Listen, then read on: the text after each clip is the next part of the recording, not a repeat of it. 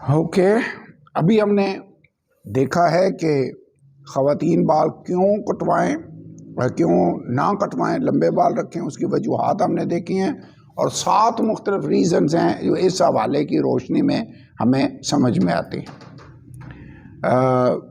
Number 2, हम ये reasons देखने लगे हैं कि मर्द क्यों बाल कटवाए।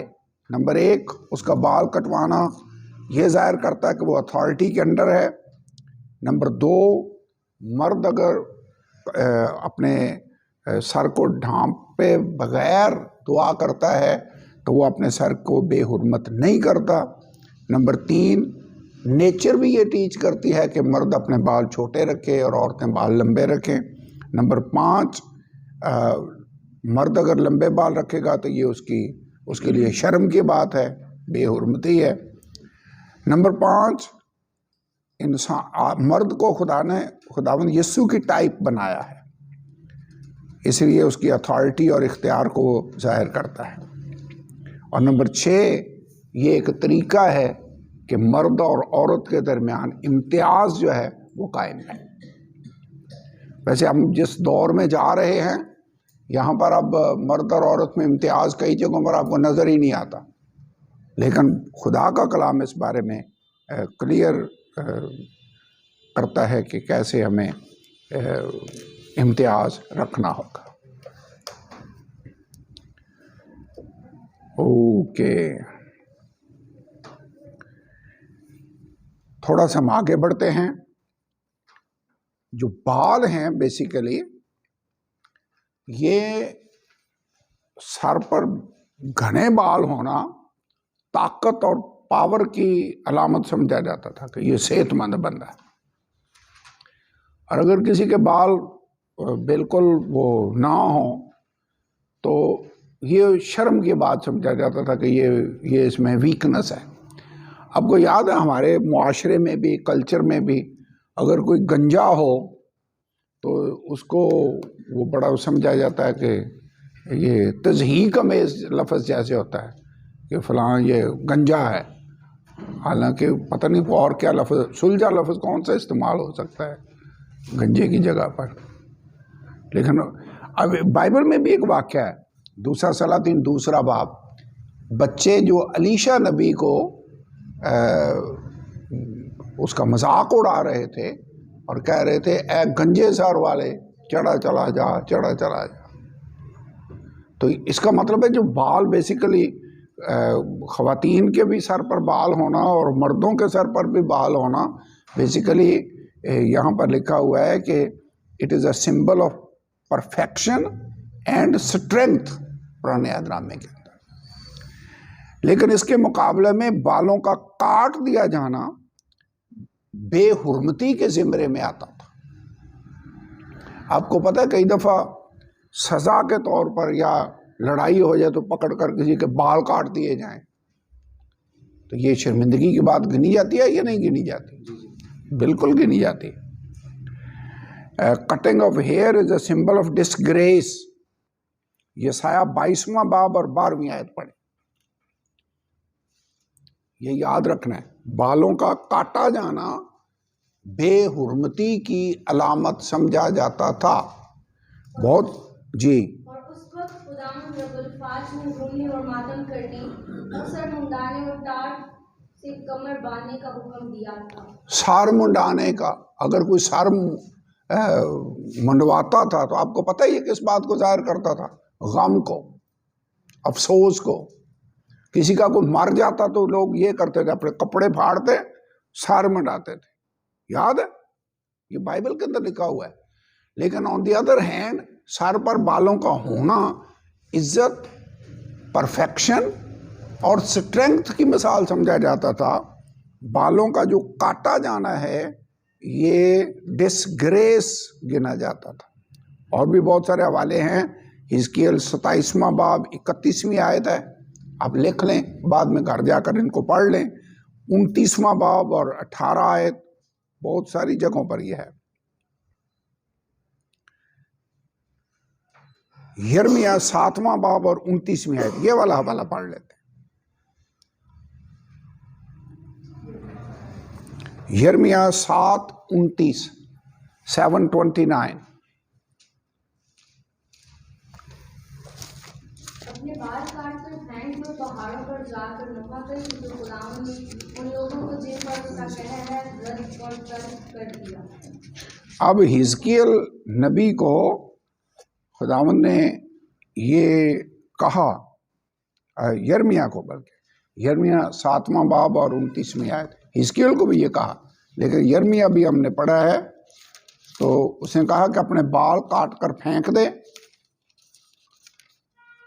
जो सिंबल है इस बात का कि ये मुल्क वीरान हो जाएगा।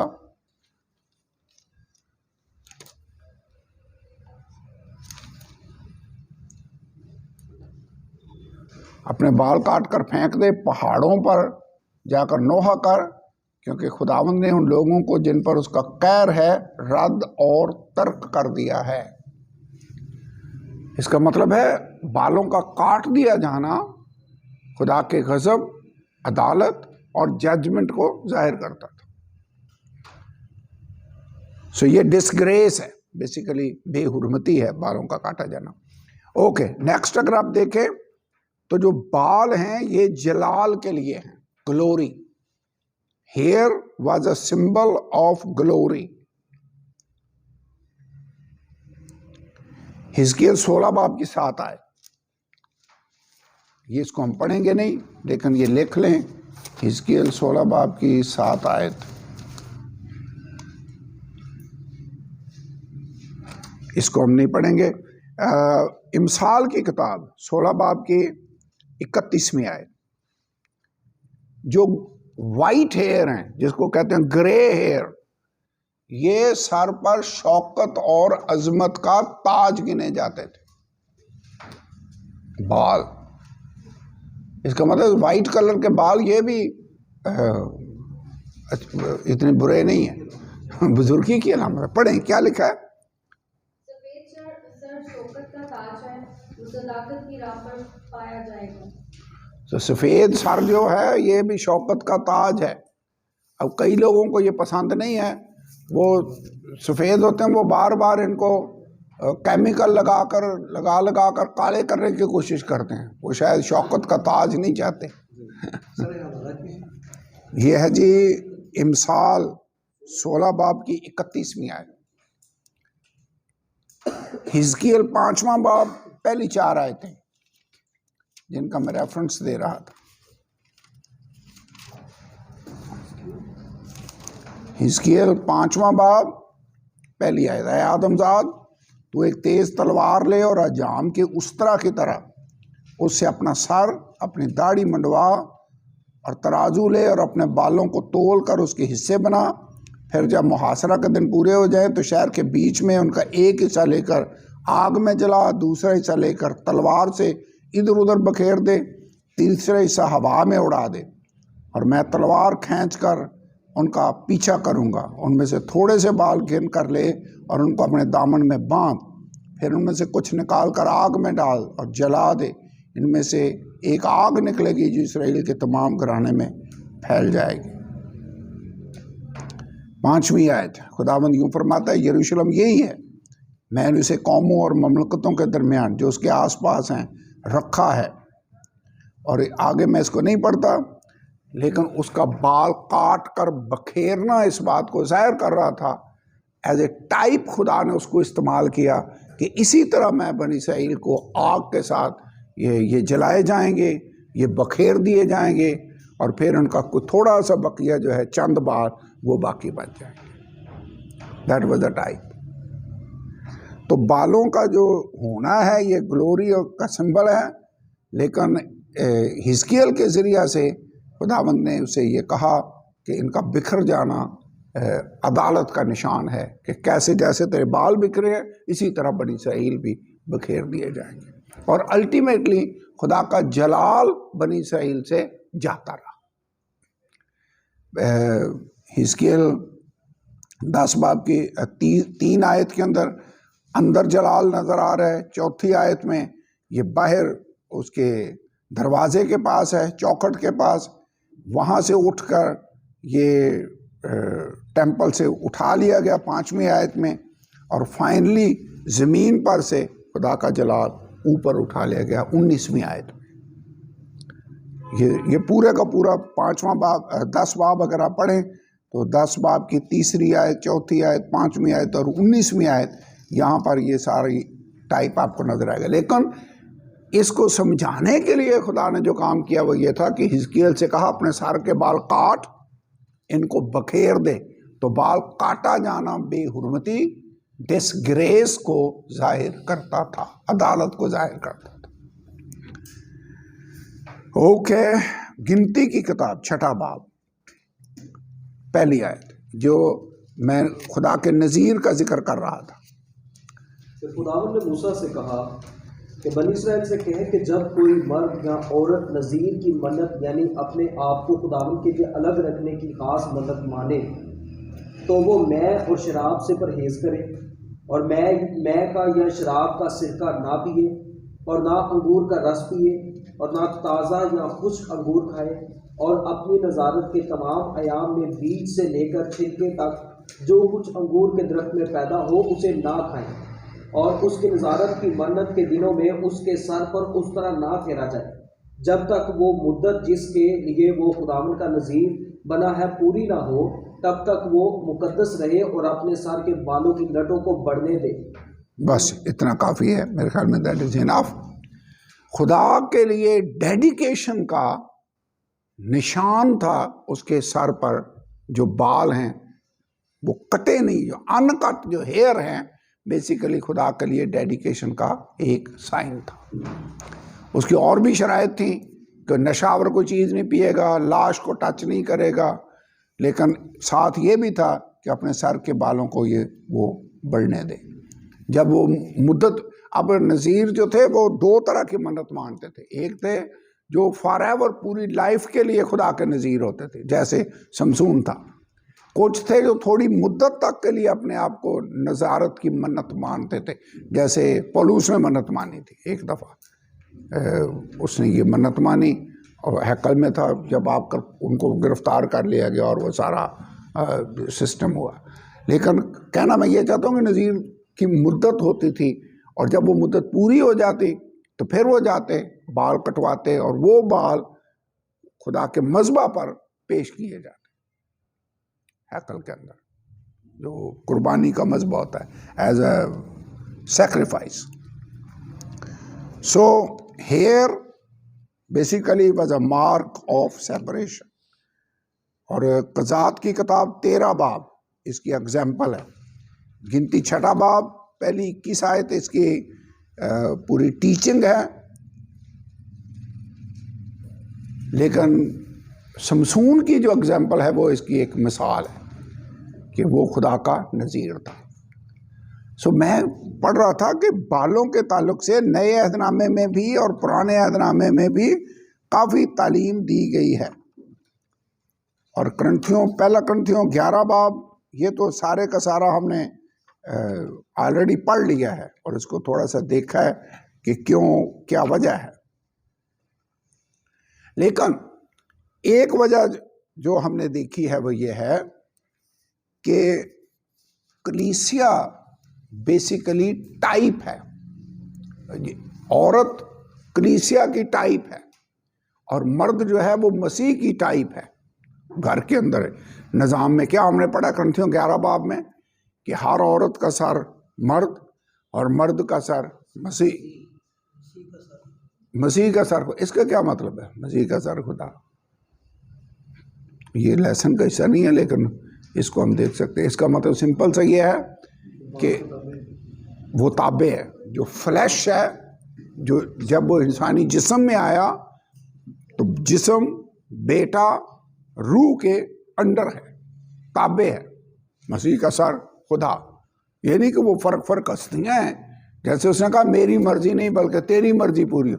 सबमिशन है, ही वाज सबमिटेड। यहाँ तक फर्मा बरदार रहा कि मौत बल्कि सलीबी मौत गवारा की। तो ये सबमिशन है। अब टाइप्स को पुराने अहदनामे में टाइप कहते हैं तशबीहात को। तशबीहात पुराने अहदनामे में हम काफ़ी सारी पढ़ते हैं। मसलन तेल जो मुख्तलिफ रसूमात में अदा किया इस्तेमाल किया जाता, मसलन पाक करने का एक तेल होता था जो स्पेशल बनाया जाता, मसा करने का एक तेल होता था जो बनाया जाता, स्पेशल उसकी रेसिपी होती थी और उस रेसिपी के मुताबिक कोई और चीज़ नहीं बनाई जा सकती। याद है वो बखूर जो जलाने के लिए रेसिपी वो बनाते थे, वो स्पेशल होती थी। ऑयल की एक टाइप थी। इसके बाद उनका जो खून कुर्बानियों का छिड़का जाता, और ये भी टाइप थी। किसकी टाइप थी? आने वाले मसीह के खून की टाइप थी। तेल जो यूज होता था वो किसकी मिसाल था? पाकरू की मिसाल था नए अहदनामे के अंदर। अब पुराने अहदनामे में समुंदर में से उनका गुजरना, पानी में से, ये किसकी मिसाल था? पानी के बपतिस्मा की मिसाल था। उनका बादल के नीचे रहना पाकरू के बपतिस्मा की मिसाल था। इसका मतलब है वो लोग इन टाइप्स को कर रहे थे, खुदा के अहकामात की ताबेदारी कर रहे थे, लेकिन दर हकीकत ये आने वाली किसी चीज की एक मिसाल थी। इसी तरह टाइप्स को हमें सीरियस लेना होगा। अब औरत का बाल ना कटवाना कलीसिया के, मसीह के इख्तियार के अंडर रहने की एक टाइप है। मर्द का बाल कटवाना जो है ये खुदा के इख्तियार के अंडर रहने की एक मिसाल है। अब अगर हम इन टाइप्स को लाइटली लें, इतनी उनको अहमियत ना दें, कहें कि बस ये तो ऐसे आर्डर ही है, तो नतीजा खतरनाक भी हो सकता है। मैं आपको एक मिसाल देता हूँ। बाइबल के अंदर लिखा है, क्या तुम जानते हो कि हमारे सब बाप दादा उस बादल के नीचे थे और सब ने उस समुंदर में मूसा का बपतिस्मा लिया और सब ने एक ही रूहानी खुराक खाई और सब ने एक ही रूहानी पानी पिया। वो सब उस चट्टान में से पीते थे जो उनके साथ साथ चलती थी, और वो चट्टान मसीह था। याद आया क्रंथियों का खत हमने पढ़ा है? जी। वो चट्टान मसीह था।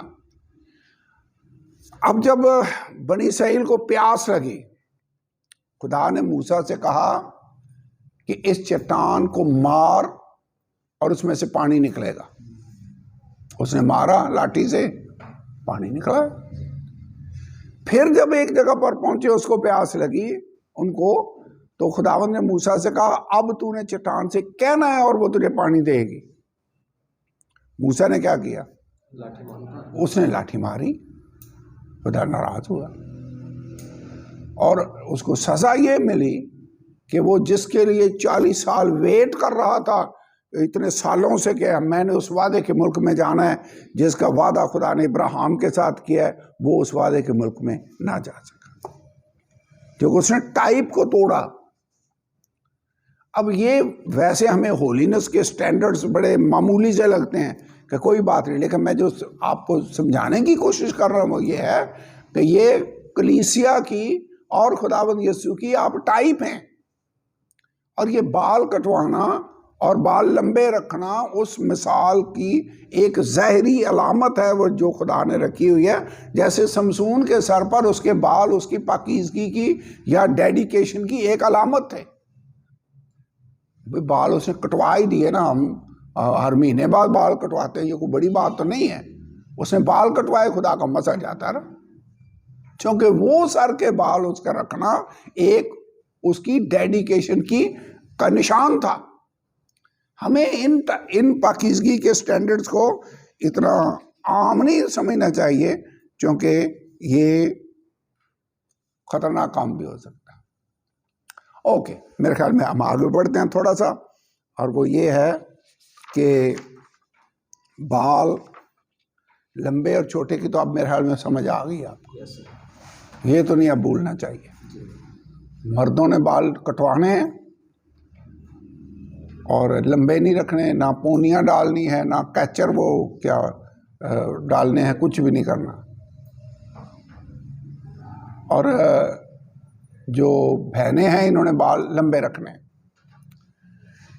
अब अगला एक क्वेश्चन है, बाल रंग करना, कलर करना चाहिए या नहीं? नहीं करना चाहिए। अभी हमने पढ़ा है इमसाल 16 बाब की 31वीं आयत कि बूढ़ों के जो सफ़ेद बाल हैं वो उनकी शौकत का ताज हैं, जीनत है, एक जगह पर लफ्ज़ ये भी यूज़ हुआ है। तो अगर कोई उनको काले करने की कोशिश करता है तो मेरे ख्याल में ये पता नहीं वो जीनत नहीं हासिल करना चाहता या शौकत के ताज का रंग बदलना चाहता है, आई डोंट नो। वो फिर शौकत का ताज तो नहीं रहेगा, वो तो ऐसे जवानी का ताज लगना शुरू हो जाएगा। हाँ, काला कोला नहीं, काला आजकल तो मैं काला कोला ख़त्म नहीं हो गया, कोई और नई नई चीज़ें आ गई होंगी। हाँ, फिर मत्ती की अंजील में भी खुदावंद यीशु ने कहा कि तुम काले को सफ़ेद नहीं कर सकते, सफ़ेद को काला नहीं कर सकते, इस तरह की वर्डिंग है। मत्ती 5वां बाब और 36वीं आयत खुदावंद यीशु ने भी इस तरफ इशारा किया है। सो हम इन बातों को लाइटली नहीं लेना चाहते।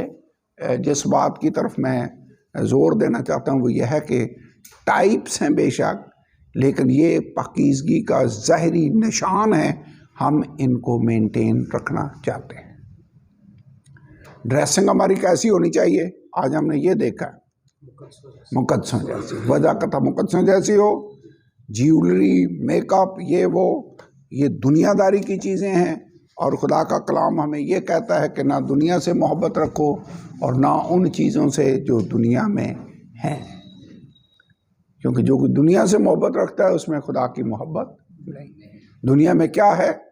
आँखों की ख्वाहिश, जिस्म की ख्वाहिश और ज़िंदगी की शेखी, और ये सारी चीज़ें उनमें से ज़्यादातर प्राइड की तरफ जाती हैं कि आदमी अपने आप को बड़ा बनाने की और खूबसूरत बनाने के चक्कर में ये सारे काम करता फिर रहा होता है। हमें जो खुदा ने हमें बनाया है, जो उसने हमें बरकतें दी हैं, हमें उस पर शुक्रगुजार रहना होगा, और आइए दुनिया के गुनाहों से अपने आप को अलहदा करके रखें, क्योंकि होलीनेस के बगैर कोई खुदा की बादशाही में नहीं जा सकता। उस पाकीज़गी के तालब रहो जिसके बगैर कोई खुदावंद को ना देखेगा। सो आइए दुआ करें, खुदा की हजूरी में हम झुकें और दुआ करते हैं।